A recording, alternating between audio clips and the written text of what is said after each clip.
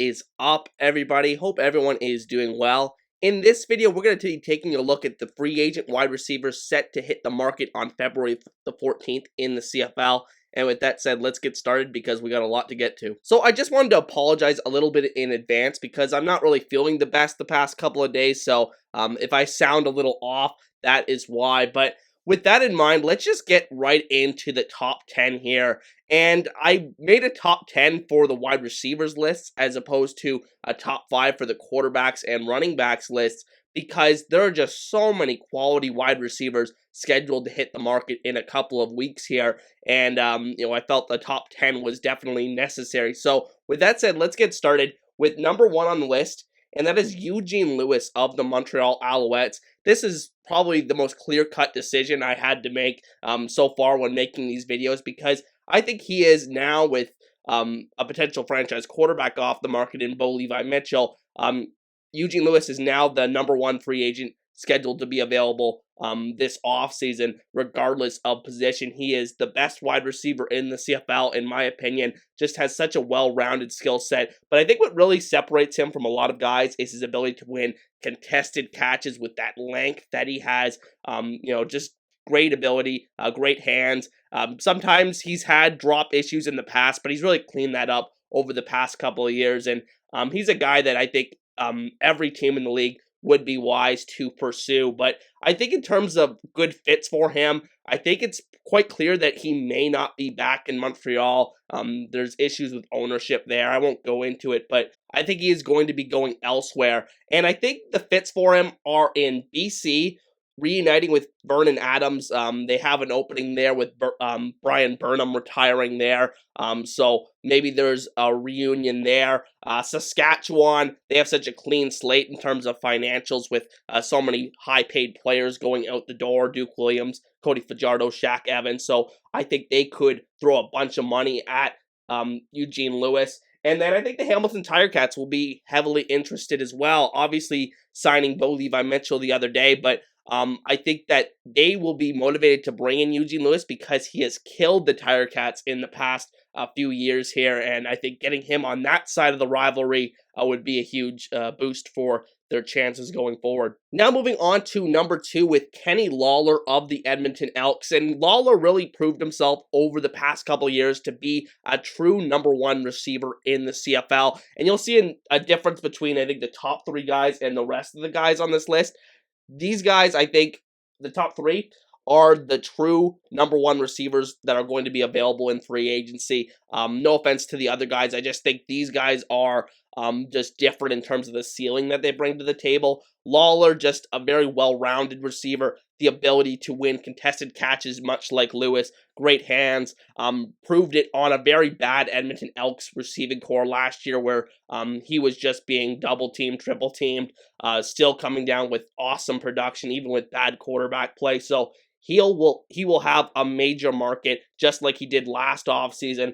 I think the most likely scenario is that Edmonton will want to retain him because he still plays such a big role there. But I think he could go back to Winnipeg as well, where he fit in really well over his first couple of CFL seasons. So we'll see what happens with Lawler going forward. I think he is going to be a big free agent this offseason.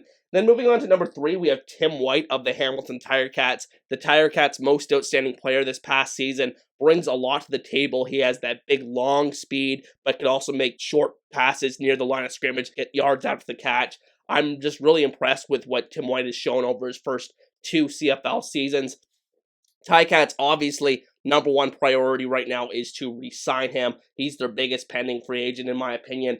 So I think Hamilton is the most likely scenario for Tim White, but I think if I'm going to throw another destination out there, I put Ottawa on the board because Ottawa has a need for a game-breaking wide receiver. You have the connection there with Sean Burke as the general manager, former assistant general manager there in Hamilton, was probably instrumental in trying to bring him in originally to the CFL. So I think that is an option for Tim White there. So those are the top 3 guys. And then moving on to these next 2 guys, Curly Gittens Jr. of the Toronto Argonauts and Nick Dembski of the Winnipeg Blue Bombers, the top 2 Canadian wide receivers available this offseason. I think these are 2 of the top 3, along with Keon Schaefer-Baker, the best Canadian receivers in the CFL today. Starting with Gittins, coming off a career year to this point in his career with the Toronto Argonauts, where he was the best player in a very good wide receiver core. I think that the Argos will do everything necessary to retain him, make him one of the highest paid receivers in the league, if not the highest paid, given what he was able to do last season and the ratio ability that he brings to the table being a Canadian player. But I think that, he's just such a well-rounded receiver. He would fit in many, many schemes across the league. So I'm excited to see what he does if he reaches the open market. But again, I don't expect him to. Nick Dembski of the Winnipeg Blue Bombers, one of the most unique players in the league because he's not really a traditional wide receiver, so to speak, more of just that pure slot back that you use in motion, can line him up in the backfield, has the background, excuse me, at running back that, just brings such a different element to Winnipeg's offense. He fits just so well there, just like Gittins and a couple of other guys on this list, that I don't see him leaving Winnipeg. But I think other teams in the league could throw a whole bunch of money at him, and we could see him go elsewhere if he does reach the market on the 14th. Now moving on to the other side of the board with number 6, and I have Greg Ellingson of the Winnipeg Blue Bombers once again. Greg Ellingson is a very interesting player just because the last couple of years of his career, he's battled injuries, but previous to that, he had like 5 or 6 straight 1,000-yard seasons, one of the most remarkably consistent players in the league. He was well on his way to 1,000 yards last year with Winnipeg before injuries really took its toll on him. So he was a difficult player to rank on this list, but because of the consistency he brings to the table, I had to have him relatively high. I think he most likely goes back to Winnipeg, just like Dembski, but I think Ottawa makes sense as a potential reunion where he had many of the best years of his career.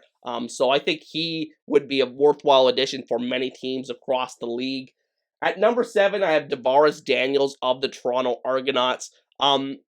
Just a very well-rounded receiver that I don't think has had his best statistical seasons that he will have in his career yet. I don't think he even has an 1,000-yard season yet because, he's missed some games here or there, but he's really good for around 800 to 900 yards every year.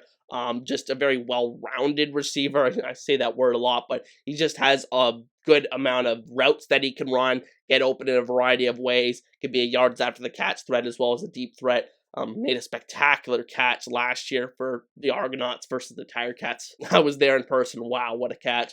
But I think that if he leaves Toronto, which I think is decently likely because they have other mouths to feed, such as Gittins, I think that Calgary makes a lot of sense where he began his career, and Calgary really needs that supporting receiver to go alongside Malik Henry and Reggie Bagleton. I think he would fit in really well there. Bagleton and Henry more of that downfield threat guy.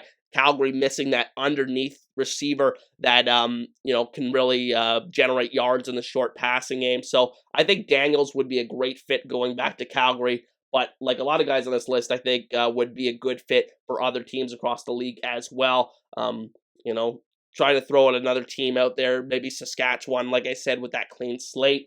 Then going on to number 8, I have Stephen Dunbar of the Hamilton Tiger Cats.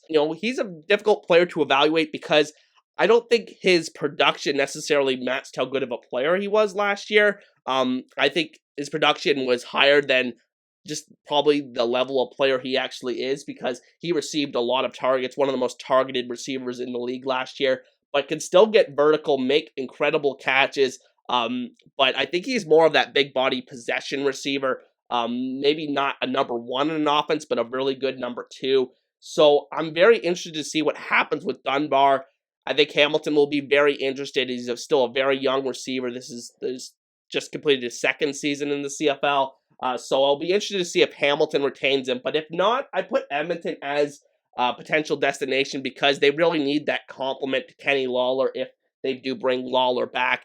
And I think that would be a really good fit for Dunbar. But any team that needs that big possession wide receiver, Dunbar would be a very good fit for. And then at number 9, I have perhaps the hardest player to place on this list because of just the ceiling that he's shown throughout his CFL career, but the down season that he had last year, and that is Duke Williams of the Saskatchewan Roughriders. I don't see him going back to Saskatchewan after the train wreck that was last year. There were some off-the-field incidents as well, or not off the field, but there was incidents that happened on the field that weren't necessarily football related. There was accusations of him spitting on players, just shameful stuff. But he is a very talented player that I do expect to bounce back next year in the right environment. And I think the perfect fit for him, if Eugene Lewis leaves the Montreal Alouettes, I think they're going to go hard after Duke Williams because they need to replace that star power that Eugene Lewis brought to the table. And rolling the dice on Duke, maybe he's a little risky at this point of his career. He's getting up there in age, but I think that that potential is still there for him to have another 1,000, 1,200 yard season. So very interested to see what happens with Duke in free agency. Like I said, I think he's one of the more likely guys on this list to actually change teams. And then at number 10, you can go a number of different ways. We'll go into the other guys here in a second. But I went with Darvin Adams of the Ottawa Red Blacks. Just a really solid, consistent player. Is good for 800 to 1,000 yards every year. Just a really good veteran receiver. Not necessarily a game breaker, but a little bit lesser of a player than Greg Ellingson, in my opinion. But very similar in terms of the production they bring on a year-to-year basis. I think that a fit could potentially go back to Winnipeg for Darvin Adams, if he doesn't go back to Ottawa, that is. Montreal makes a lot of sense because, the potential exodus that they have in that wide receiver core. Basically, all their free wide receivers are free agents this offseason. So, very interested to see what happens with Darvin Adams going forward, but that is just the top 10 I assembled for the wide receivers going into the offseason. And then in terms of other guys that are scheduled to hit the market this offseason, we're just going to run through them here really quickly. Keon Julian Grant of the Montreal Alouettes, coming off a breakout season, of course, of sorts, I should say, with the Alouettes, has a lot of elite speed, I find, for a national receiver in the CFL, so he will get paid somewhere in the CFL if that's not in Montreal, but I think they'll be motivated to keep him. Hergy Mayala, a guy that has had a lot of potential, former first-round pick of the Calgary Stampeders. He's the type of guy that'll have a big game and then disappear for 5 weeks, so don't know what to expect with his career going forward, but a talented player that maybe could still break out in the right circumstance. Jake Winnipke, a very difficult player to evaluate because I actually considered putting him at number 10 on the list, but he had such a terrible season this past year. Turned it on the past couple of weeks of the season, but overall just a really poor season after what he showed in 2021, where I think he led the league in receiving touchdowns. We'll see what happens with his free agency, with what's going on in Montreal. Chandler Worthy, more of a kick return guy, Eastern Division rookie, special teams player of the year last year. Nate Bahar of the Ottawa Red Blacks, another Canadian player that had a breakout season last year. I think he'll be back in Ottawa, honestly. RJ Harris, a longtime Ottawa Red Black. Just kind of a middle-of-the-road receiver, in my opinion, but can bring some value to a CFL offense. He'll be on a team as maybe a third or fourth guy next season. May not be in Ottawa. Shaq Johnson and Tavon Smith, a pair of Canadian receivers still with the Red Blacks. I think Shaq Johnson is a guy that has elite speed to go downfield, but he doesn't really bring too much else to the table, and that's really shown the past couple of years of his career. Tavon Smith, I think, has a little bit more potential, but he hasn't really been able to stay in the lineup for a CFL team the past couple of seasons, so we'll see what happens with him going forward. Then moving on to Toronto's remaining free agent, Markeith Ambles. I think that he's a guy that played better than I've seen him play over the past couple of years. I think the 2022 was the best I've seen him play, that is. But I don't know what to expect with him going forward, how much of a role he's going to have with his new team, or if he's going to stay in Toronto. Toronto has a lot of wide receivers to feed with this roster that they have, so don't know what's going to happen with him going forward, but I think he's a guy that does have some upside. Jawan Breskison, another Canadian receiver, one of the best Canadian receivers in the league when healthy, but that's really ever the case in his career. We'll see what happens with him and what interest level there is in Breskison. Eric Rogers, speaking of injuries, he's had so many injuries throughout his career, but I think going into last season, 2021, I had Eric Rogers as the number one receiver on the Toronto Argonauts, one of the top 8 or so receivers in the league. Really good contested catch, red zone guy when at his best, but so many injuries. I believe he only played one game last year, that is. Lamar Durant of the Hamilton Tiger Cats, Canadian receiver that battled a lot of injuries last year, was a big free agent disappointment. David Unger of the Hamilton Tiger Cats, just kind of a middle-of-the-road depth Canadian receiver. Don't see too much potential in his future. Maybe Hamilton brings him back. Rasheed Bailey of the Winnipeg Blue Bombers had a really good season last year, but I don't know what to expect with him going forward. I considered putting him at number 10 on the list, but we'll see if he goes to a different environment, if he's able to succeed. I think most likely, like a lot of those Winnipeg guys, he's most likely to return to that team. Janarian Grant, more of a kick return guy. I think he had a couple of big returns in the playoffs for Winnipeg last year. Renaissance year of sorts for him, but not really a guy that's going to bring a whole lot to the table as a receiver. Shaq Evans of the Saskatchewan Roughriders, very, very interesting player. Obviously coming off a couple of injury-riddled seasons here with the Roughriders, but in 2019, he was one of the top 5 receivers in the CFL, so he'll be an interesting target for somebody. He said that he doesn't believe he'll be back with Saskatchewan, so he'll be an interesting addition for some team around the league. Justin McGinnis, Canadian receiver for the Roughriders, big, tall guy, a former first-round pick, but hasn't really put it all together on the field. We'll see what happens with the rest of his career. Kyron Moore, more of that short, intermediate target. I think he's one of the lowest depth of targets receivers in the entire league, but we'll see what happens with him if, you know, if he goes to somewhere else, if that aspect of his game improves, is he going to be more of a downfield threat? Because he certainly has the speed to do it, but in Saskatchewan, I believe he averaged like less than 10 yards per catch the last couple of years. We'll see what happens with him. And then Kamar Jordan of the Calgary Stampeders, very interesting player on the list. Battled a lot of injuries throughout his career, unfortunately. When he was at his best, he was one of the best receivers in the league, but came off really a nightmare season this past year in Calgary. Don't see him back with the Stampeders if he's going to be in the CFL at all next year, but could be a good bounce-back addition for some team going forward. Richardson Danny of the Calgary Stampeders, Canadian guy as well. Just a solid veteran receiver there that I expect will be back with Calgary. I feel like he's just a big locker room presence there in Calgary. And then Darrell Walker of the Edmonton Elks, big name, but not necessarily a great receiver at this point of his career. Maybe he needs a change of scenery, like he did that year in Toronto. So we'll see what happens with him, but I think he would be a good addition for some team. Maybe, I think depending on the fit, maybe if he goes to a team where he could be a third receiver for a team, I think that would probably be the ideal situation at this point in his career for him. Shai Ross, Mr. Oreo, upside down dunk, hasn't really done too much in his CFL career, honestly. I think he was Rookie of the Year for Edmonton back in 2021, but he was quickly off the roster this past season with Edmonton, ended up in BC, was more of a kick return type. So we'll see what happens with the rest of his career. And then the final guy that I forgot to mention for the Montreal free agents is Reggie White. Another guy that I was close to putting at number 10 on the list.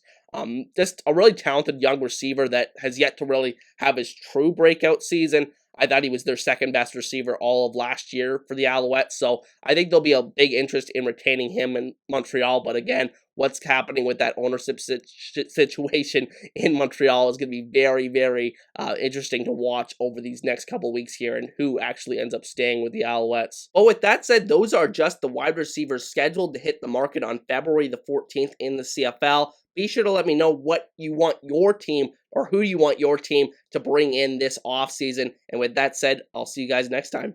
Peace.